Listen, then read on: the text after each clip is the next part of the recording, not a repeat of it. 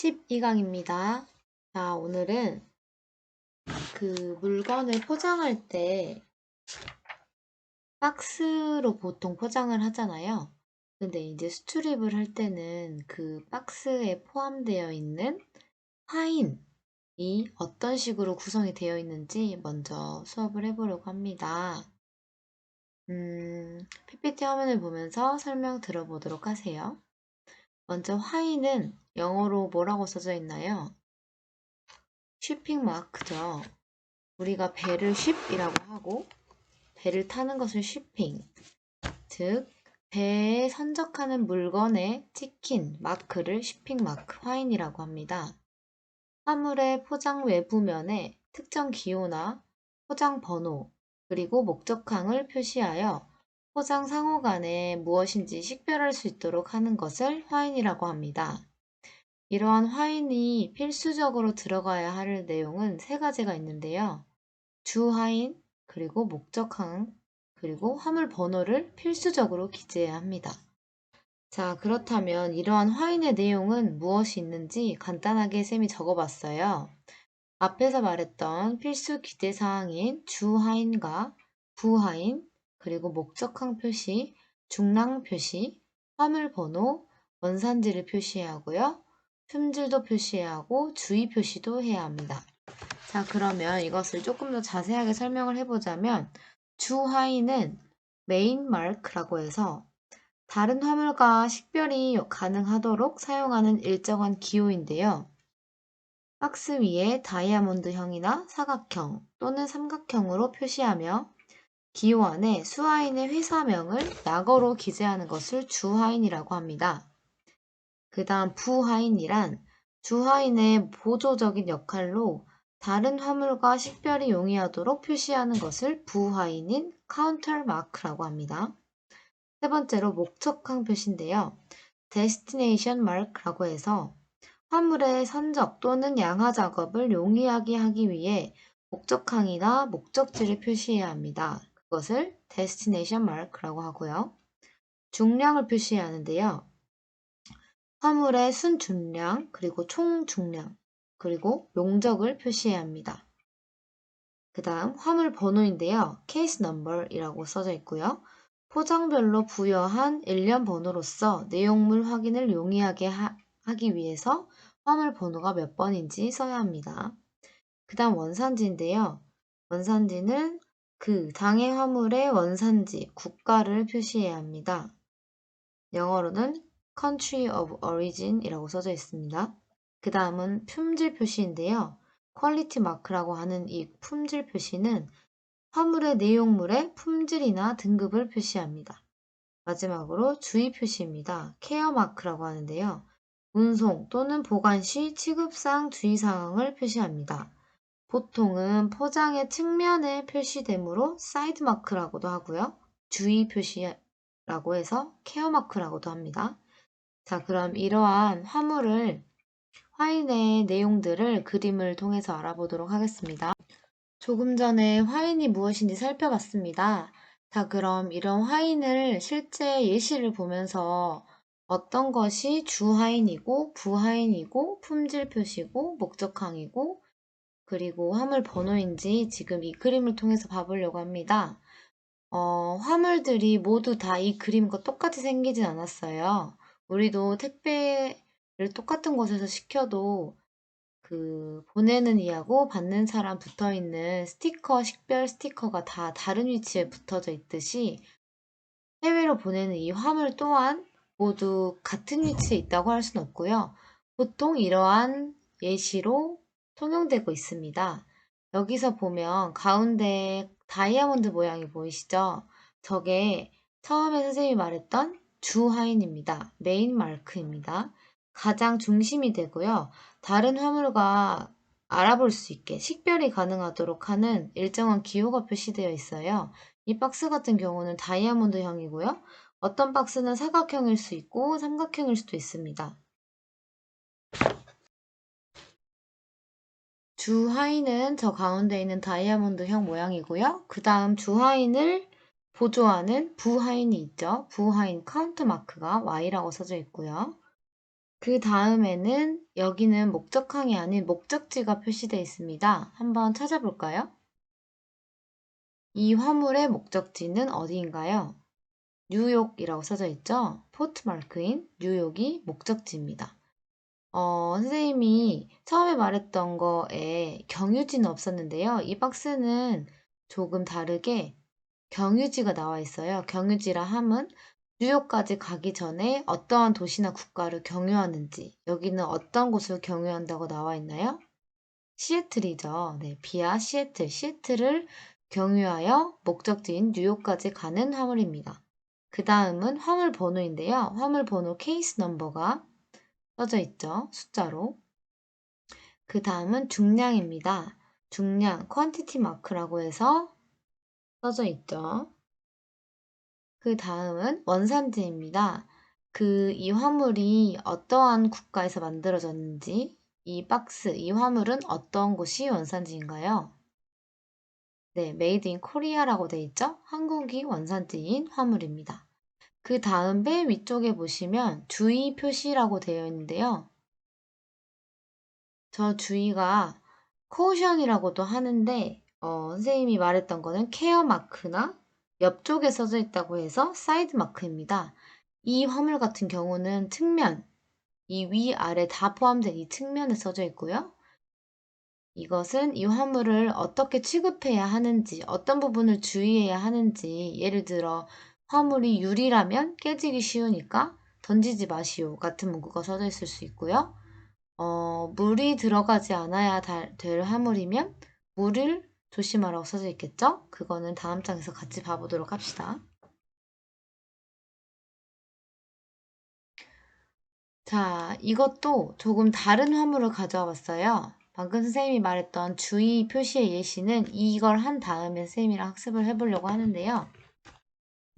자, 이 페이지를 보면 지금 조금 전에 학습했던 그 화물은 시애틀을 경유하는 한국이 원산지인 뉴욕이 목적지인 화물이었고요. 이것을 봅시다. 여기는 주 하인이 메인 마크가 어떤 모양인가요? 네, 앞에서 배웠던 다이아몬드와는 다르게 삼각형이죠. 그리고 부 하인은 브라이트라 되어 있고 카운터 마크가 써져 있습니다. 그 다음 여기는 양육항 마크인데요. 포트 마크는 앞에 배웠던 어떤 것과 똑같은 건가요? 네, 목적지나 목적항 마크이죠. 앞에는 목적항 마크라 해서 뉴욕이었고 여기도 마찬가지로 양육항인 뉴욕이네요. 그 다음 화물의 번호, 화번 표시가 여기도 샵 1-6이라고 되어 있고요. 품질, 퀄리티 마크가 앞에 박스와는 다르게 품질이 하이 퀄리티라고 써져 있네요. 그 다음 이 화물 또한 원산지가 어디인가요? 네, 여기도 메이드 인 코리아입니다. 그 다음 측면을 보시면 중량이 이번엔 측면에 적혀 있네요. 그 다음 주의 표시가 있죠. 화살표가 위쪽으로 향하는 저 주의 표시는 무슨 뜻일까요? 네, 그거는 선생님과 다음 페이지에 같이 봐보도록 하겠습니다. 네, 이번 장은 취급 주의 표시의 예시인데요. 우리가 인터넷에서 물건을 구입해서 나한테 올 때까지 만약에 인테리어에 관심 있는 학생이 무드 등을 주문을 했다고 생각을 해봅시다.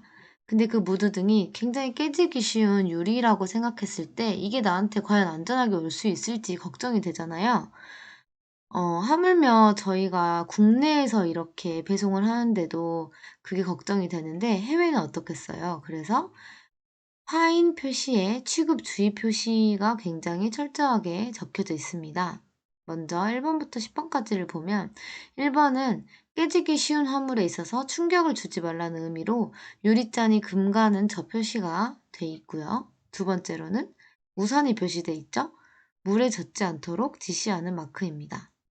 그 다음 화살표가 위로 두 개가 돼 있죠. 앞에서 배웠던 이 화살표 표시와 같은 의미라고 할 수 있겠죠. 자, 이거는 사이드를 업으로 해달라는 거예요. 뒤집으면 물건이 상할 수 있기 때문에 화물의 상하 방향을 지시하는 마크겠죠? 그 다음은 후크를 사용해서 구멍을 내지 않도록 지시하는 후크에 X가 표시되어 있는 마크입니다. 그 다음은 체인이 있는 화살표 모양이네요. 들어올리는 위치를 지시하는 겁니다. 화물을 들어올릴 때 어떤 방향으로 해도 상관없는 화물이 있는가 하면 이렇게 딱 그곳만 걸어서 들어올리라는 위치를 지시하는 마크입니다. 자, 6번입니다. 6번은 중심이 쏠려있는 화물의 무거운 쪽을 지시하는 마크이기 때문에 가벼운 쪽으로 하면 다시 무거운 쪽으로 쏠릴 수 있는 물건의 경우 6번 같은 취급 주의 표시가 되어 있고요. 7번은 넘어지기 쉬운 것을 지시하는 마크입니다. 살짝 초콜릿 모양 같아 보이기도 하는데요. 이렇게 기울어져 있죠. 기울어져 있으니까 쉽게 기울어질 수 있으니까 넘어지기 쉽다라는 표시인 것 같습니다. 8번은 화물의 무게가 평형을 이루는 위치를 지시하는 마크입니다. 그러면 저 위치를 보고 평형을 이룰 수 있도록 잘 두면 되겠죠? 그 다음 9번은 스토어라고 써져 있으므로 창고 보관용 마크입니다. 그 다음 10번은 화기주의용 마크입니다. 이거는 촛불 같아 보이죠? 자, 이게 촛불같이 보여야 합니다. 화기주의용 마크입니다. 자, 그렇다면 지금까지 배웠던 화인과 취급 주의 표시 예를 화면을 보면서 한 번 더 복습을 해보도록 합시다.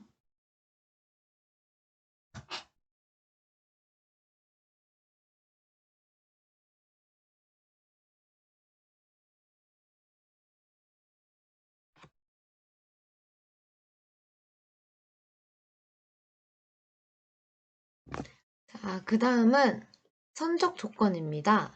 우리 지금까지 쉬핑 마크에 대해서 학습했는데요. 이번에는 선적 조건입니다. 선적 조건이란 말 그대로 쉬핑을 언제 해야 하는지 그거에 대한 조건이에요. 이런 선적의 의미는 본선 적재, 그리고 우편의 발송, 운송을 위한 인수, 그리고 우편 수령일, 접수일 또는 복합 운송을 이용하는 경우는 수탁의 의미를 나타냅니다. 이러한 선적 조건은 시기에 따른 조건으로 먼저 알아보려고 하는데요. 종류로는 4가지가 있습니다. 시기니까 언제 해야 하는지죠. 단월 선적 조건, 연월 선적 조건, 특정일 이전이나 이후 선적 조건, 마지막으로 즉시 선적 조건이 있는데요. 첫 번째로 단월 선적 조건 같은 경우는 특정 월을 선적 시기로 규정합니다. 이게 해외로 물건을 보내는 거기 때문에 영어로 써져 있는데요. 보통 우리가 1월, 2월, 3월, 4월 같은 월이 그 선적 조건에 써져 있어요. 예를 들면 shipment shall be made during June 2022년 이런 식으로 선생님이 방금 말한 문장에서 선적 조건이 몇 월까지였나요? 준이었죠. 6월까지 선적을 해야 한다라는 의미이고요. 연월 선적 조건 같은 경우는 연속된 2달을 선적 시기로 지정하는 방법인데요.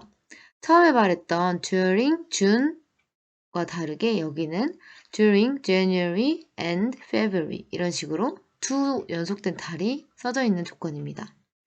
세 번째로 특정일 이전이나 이후 선적 조건인데요. 일정 시점 이후를 기준으로 기간을 정하는 방법입니다. 이것 같은 경우는 till이나 until 또는 after 이런 이전 그리고 이후라는 문구가 써져 있고요. 마지막으로 즉시 선적 조건입니다. 즉시 선적 조건은 즉시가 영어인 as soon as possible 또는 immediately 같은 용어가 써져 있겠죠. 그 다음은 이러한 선적 조건에 써져 있는 이런 관련 용어를 알아보려고 하는데요. 첫 번째로 to, until, till, from, between은 어떠한 의미를 가질까요? 자, 이러한 용어가 써져 있다면 해당 일자를 포함해서 그 날짜까지 예를 들어 till 준 2022면 2022년 6월까지입니다. 이 날짜를 포함한 날까지이고요. 한 번 더 to, until, till, from, between입니다. 그 다음은 before이나 after는 이전이나 이후죠. 이것은 해당 일자를 제외하고 해석을 하셔야 됩니다. 첫 번째 to, until, till, from, between은 준, 그러니까 till June이라고 되어 있으면 6월을 포함하지만 before June이면 6월 전까지, 5월 말일까지 선적을 해야 한다는 의미입니다. 세 번째로 on or about은 지정일자 기준으로 앞뒤 5일까지 총 11일을 의미합니다. 네 번째로 not after than 2 days after은 이후 늦어도 2일 이내라는 뜻입니다. 다섯 번째로 at least 2 days before는 적어도 이틀 전이라는 뜻이겠죠?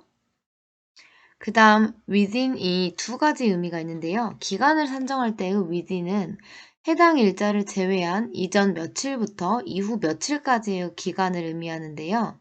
일자나 사건과 함께 사용될 때의 within은 해당 일 또는 사건일을 포함해서 해석하면 됩니다. 자, 그럼 처음부터 한 번 더 머릿속으로 익히고 다음 내용 넘어가도록 하겠습니다.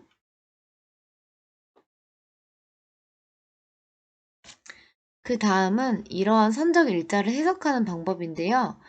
선적 서류가 굉장히 다양해요. 그래서 다양한 선적 서류에 따라서 어떻게 해석이 되는지 설명을 해보려고 합니다. 먼저 항공화물 운송장 같은 경우는 발행일이나 실제 선적일에 대한 부기가 있는 경우 그 부기에 기재된 일자를 선적일자로 해석합니다. 두 번째로 철도나 도로 또는 내수로 운송 서류 같은 경우는 발행일이나 선적일 그리고 물품이 선적, 발송, 운송을 위해 수령된 날짜를 선적일자로 해석합니다.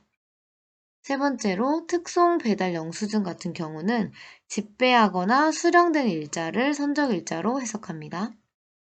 마지막으로 우편 영수증이나 우편 증명서 같은 경우는 선적지 또는 발송지에서 스탬프되거나 서명되는 일자를 선적일자로 해석합니다. 자, 그럼 지금까지 배웠던 선적 조건 관련 내용을 눈으로 한 번 더 익히고 다음 내용 넘어가도록 하겠습니다.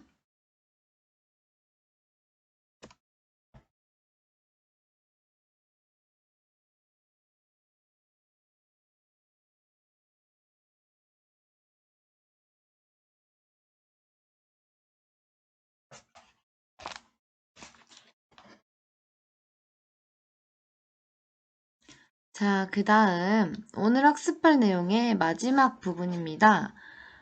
이러한 선적 관련돼서 선적될 화물의 화인도 알았고 선적 관련 시기 조건이나 관련 용어 그리고 선적이 언제 됐는지 다양한 서류에 따라 해석하는 방법을 학습해 보았고요. 이렇게 배에 물건을 선적할 때는 한 번에 보통 실린다고 생각하기도 하지만 지금 화면에 나온 것처럼 분할하거나 할부하거나 환적하는 여러 가지 방법이 있습니다. 첫 번째로 분할 선적은 말 그대로 나누는 건데요. 매매할 목적물을 전량 선적하지 않고 여러 번에 나누어서 선적하는 것을 의미합니다. 예를 들어 같은 운송 방법 내에서 둘 이상의 운송수단에 선적하여 증명하는 운송 서류는 같은 날짜에 같은 목적지로 향하더라도 분할 선적으로 간주하는데요. 같은 운송 방법 내에서 둘 이상의 운송 수단이란 여기서 예시가 선박명이 다른 두 선박을 나눠서 분할 선적하더라도 이거 분할 선적을 했다고 간주해 준다는 뜻입니다. 하지만 분할 선적으로 인정되지 않는 경우가 있는데요. 어떤 경우냐면 두 세트 이상의 운송 서류가 제시될 때 같은 운송 수단, 즉 선박명이 같은 한 선박일 경우는 같은 운송 구간이나 같은 목적지가 표기되면 분할 선적으로 인정하지 않고요. 늦은 일자를 선적일로 간주합니다. 즉, 매매 목적물을 전량 선적하지 않고 여러 번에 나누지만 같은 운송 방법 내에서 둘 이상의 운송수단을 선적하는 경우는 분할 선적으로 간주한다고 이해하시면 되겠습니다. 두 번째는 할부 선적인데요. 할부 선적은 특정 기간 동안 일정량의 화물을 여러 차례에 걸쳐서 선적하는 방법입니다. 앞에 말했던 분할 선적과는 글씨 자체도 다르죠.